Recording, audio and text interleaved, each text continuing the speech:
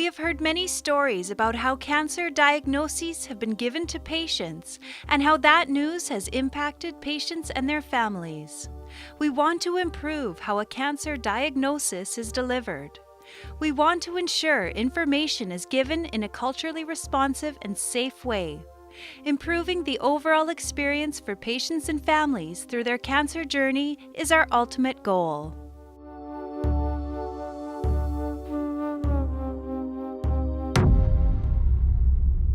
You're positive with cancer in that moment. I said, oh no. I went down and I thought of my family right away. I was positive for prostate cancer, yeah, and a very aggressive type of prostate cancer. This test came back positive, it was cancer. And I'm like, holy Lord, what the hell's going on here? July 9th, when I got my prognosis, I was already at stage 4. If I didn't request a second opinion, I wouldn't have never known that I had cancer until it was too late. It's pretty hard to explain how the feeling was, but my main thing was that I was going to fight this off. Shock, disbelief. I didn't comprehend anything. I just couldn't fathom that. I couldn't fathom that. It was like, oh, Jesus. I had no words to tell myself, right? He called me the day he was diagnosed. It just broke my heart. Your mind goes a lot and you think about your family first, your friends, your uncles, your aunts, cousins. Mainly I got grandkids that I thought of right away.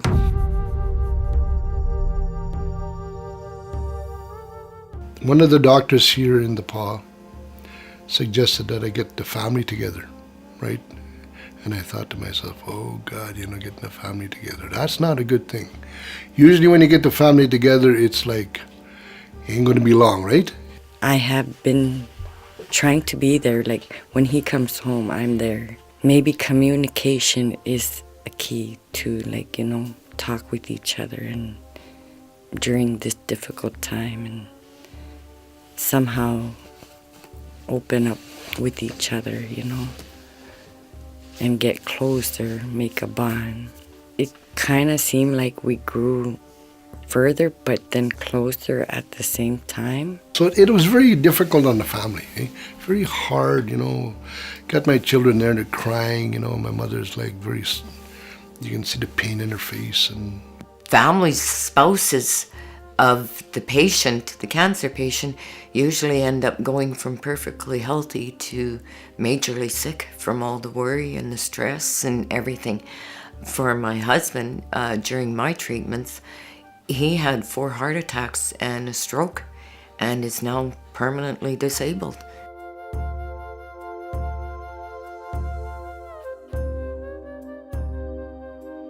I was referred to this prostate doctor, and the testing he did on me at that specific time was very, very insufficient, very unprofessional. He basically stuck a finger up my rear and basically said everything was all right, and that was it. He sent me on his way. And I knew there was something wrong with me in my body, and I tried to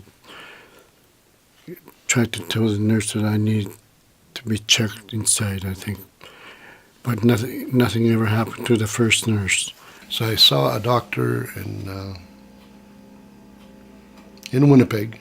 I don't want to mention his name because I didn't really get a very good feel from him. Very cold person, It's like other things are on his mind besides my health. I spoke to him. Tried to go health center again a week later, The second nurse never did nothing to her, even though I told her, look, I need to see a doctor. I think I need to be looked at inside. We had that H1N1 outbreak. Had the vaccine and started getting colds. So kept going back and forth to the doctors for about a month until I got so bad that I couldn't even swallow. Then I went again, a week later again, to the third nurse.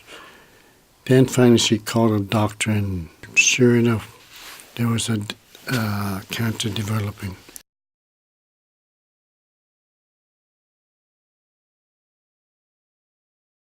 It took 3 nurses, it took 3 weeks. I should have been sent the first time when I first saw the first nurse, first scan. I should have got that scan. They found something on the x-ray.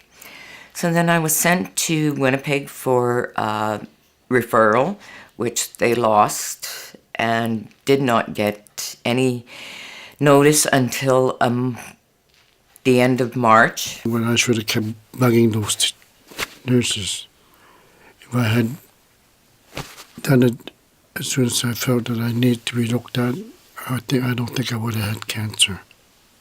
But it grew big enough that I had to go through major surgeries. So I feel bad for myself and feel bad for my family that I didn't do enough. I couldn't open my mouth more than my fingertip.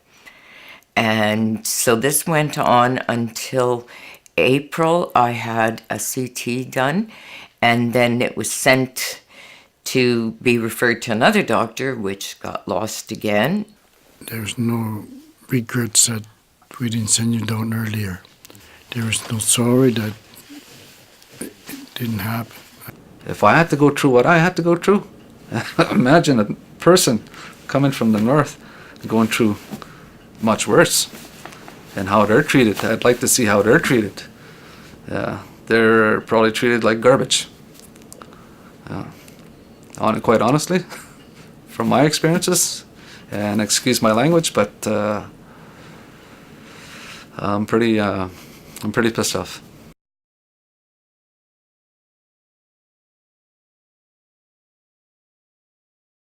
So I went and seen this oncologist in Winnipeg, Dr. Gingrich at Healthcare Manitoba. Awesome doctor. Empathetic, knows what he's talking about, knows how to speak to you. Just an all-around great guy, and his staff is wonderful. And I've been dealing with him for 2 years. The number one person I would probably have to thank first is Dr. Butler for spending the time and always being there when I needed him. Always answering all my questions, doing paperwork for me to help me get my coverage and everything for my insurance. He was very good about it. He did all my paperwork. I didn't have to deal with it. I just gave him the forms and he dealt with them. The nurses down in Winnipeg, the doctors, both of them were very respectful. They knew my background, where I'm from. They showed a lot of respect. That's the kind of things you need to have. People make you feel good about yourself and what you're going through. They would call the Inuit Center for dates of travel and stuff like that when you need to come in. He told me I was going to be bombarded and not realize what was going on. He said it would take time for me to absorb everything, and gave me a package that I had to come home and look at, and even told me to the point where I had to get my will in order and face facts that I may not make it through this. I loved that he was down to earth, didn't beat around the bush. He just gave me the information and, okay, let's start the battle now, he said, and that's what we did.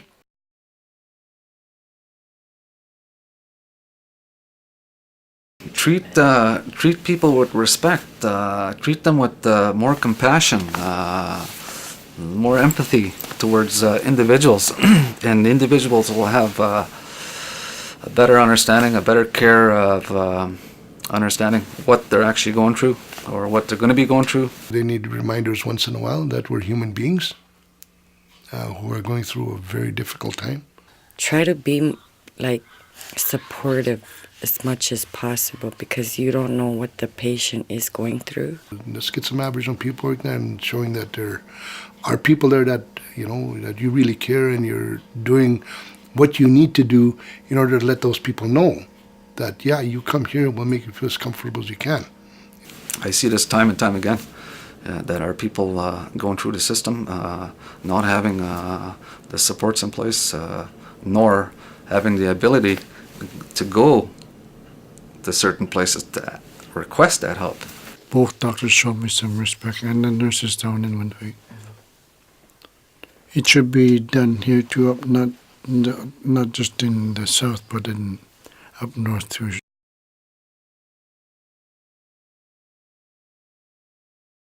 It would have been nice for the doctors to come to the community, their home community, and get the family together and talk about, you know, what it's going to be like and what's going to happen and how the patient is going to feel or what's going to be affected, you know. Just to have like an overview of what's going to be going on to the cancer patient. I would have preferred having somebody sit down and explain things to me, because then with all the terminology, well, I had to look up this terminology to find out what that meant. It needs to be more down to earth, simple wording for people to understand. Just to be honest, and okay, these are the situations that you have to go through. Just to be honest to them. Don't keep them in suspicious mind that if they don't have, they might be thinking, I don't have cancer now. But you just be honest to them. And this is what you should be taking. I provided the doctor, this is what I want to do. And the doctor basically shut me out. And the doctor would not take my calls. I had never heard of neck cancer. So it was come home, go on the computer and start searching. For neck cancer, there's nothing. There's more on cervical, breast cancer, colon cancer, prostate cancer. I can find all kinds of information on that. But neck cancer is not something that anybody knows about. The communication was basically non-existent after that, and the treatment that he did give me wasn't a normal communication between a doctor and a patient, where communication is key.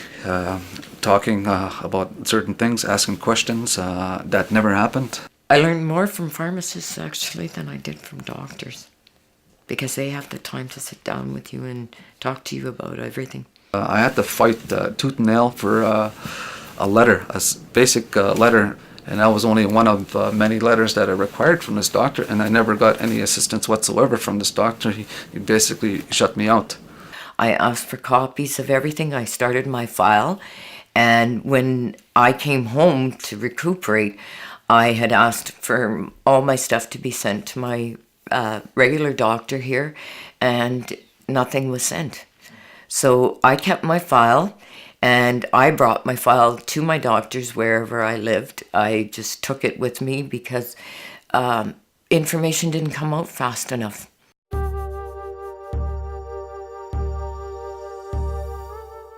There is Indigenous Health that does this type of work to promote this First Nations aspects of our cultures, our traditions, but that's still not enough. It's insufficient. Make it mandatory for staff to take this training in order for them to have a better understanding of how we operate and who we are as First Nations people. Would be nice for the southern people, like Winnipeg staff, if they're from Winnipeg, to try and learn about how the Inuit are. And they don't have a clue of how we live, how we operate, how we conduct ourselves. There's just so many different cultures that are affected by this. So they have to be culture sensitive. The way we grew up is different from the cities. We live by the land. It'll provide a better quality of care for our people and a better knowledge. Once they have that knowledge, that understanding, then the care that is provided to First Nations will get better, and the relationship will actually strengthen. The staff in Winnipeg could learn Inuktitut so they can be able to talk to a person who doesn't speak English at all. Because I know up north, there's a lot of the elders cannot speak a word of English. They speak their native tongue. If they go down with no escort and they're alone, it's going to be hard for the patient. I guess that option to take these traditional medicines, these traditional ceremonies, whatever, that should be an option available for our people within the system, and that should be incorporated within policies. I do believe in the Aboriginal healers. They've been around for 1,000 years, right? And they know what's out there. Dr. Buckler told me straight, if it works, do it. He's impressed with my progress.